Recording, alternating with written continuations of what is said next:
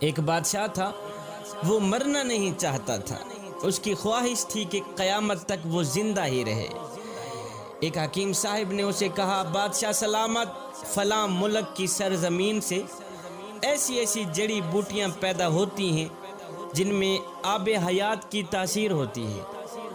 آپ اگر وہ جڑی بوٹیاں منگوا لیں تو ہم آپ کو وہ دوا بنا دیتے ہیں جس کے کھانے کے بعد آپ جب تک چاہیں گے زندہ رہیں گے۔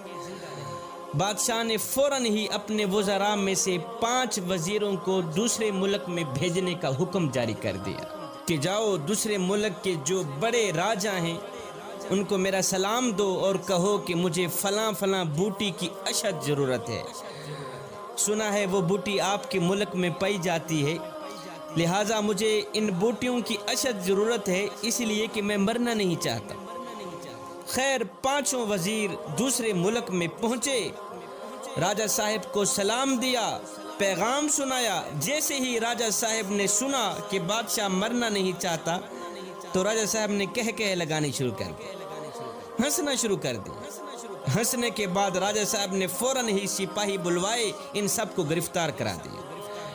ان 5 وزیروں کو گرفتار کرا دیا۔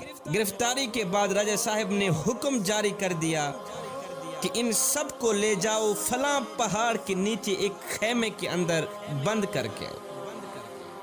فلاں پہاڑ کے نیچے ایک خیمہ ہے، بند خیمہ، ان 5 وزیروں کو لے جاؤ، اس خیمے کے اندر بند کر کے واپس چلے آئے۔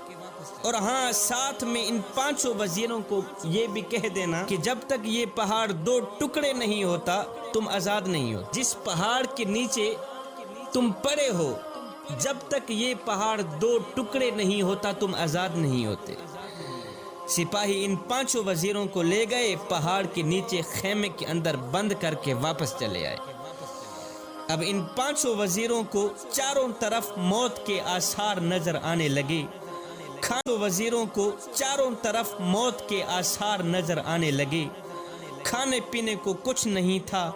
مشکل کی اس گھڑی میں اللہ کے سوا ان کا اور کوئی حامی و ناصر نہیں تھا۔ اب انہوں نے کیا کیا؟ زمین پر سجدہ ریز ہو گئے، رو رو کر گڑ گڑا کر دعائیں کرنے لگے کہ یا باری تعالیٰ ہم پہ رحم فرما، پہاڑ کے 2 ٹکڑے کر دے تاکہ ہم موت سے بچ جائیں، ہم آزاد ہو جائیں۔ اللہ اکبر۔ سارا دن ساری رات روتے ہی رہے۔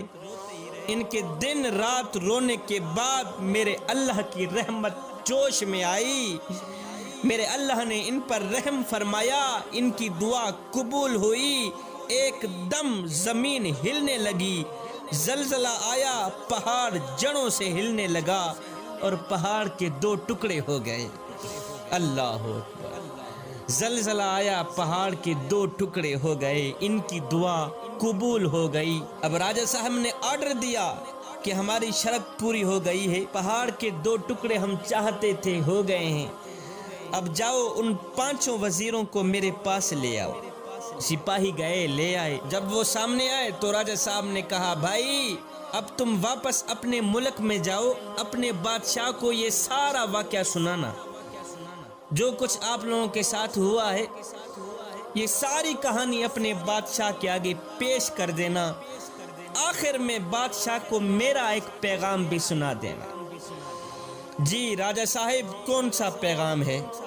راجہ صاحب نے کہا کہ اپنے بادشاہ کو کہنا کہ بادشاہ 5 لوگوں کی بد دعا جس طرح پہاڑ کو ریزہ ریزہ کر سکتی ہے، 5 لوگوں کی بد دعا جس طرح پہاڑ کو ریزہ ریزہ کر سکتی ہے، بالکل اسی طرح 5 کروڑ عوام کی بد دعائیں بھی بادشاہ کی زندگی مٹی میں ملا سکتی۔ 5 لوگوں کی بد دعا جس طرح پہاڑ کو ریزہ ریزہ کر سکتی ہے، بالکل اسی طرح 5 کروڑ عوام کی بد دعائیں بھی بادشاہ کی زندگی اور اقتدار مٹی میں ملا سکتی ہے۔ اپنے بادشاہ کو کہنا کہ بادشاہ، اگر تم اپنی لمبی زندگی اور لمبا اقتدار چاہتے ہو تو ہر گھڑی ہر لمحے غریب عوام کی بد دعائیں سے بچنا، غریب عوام کی بد دعا سے بچنا۔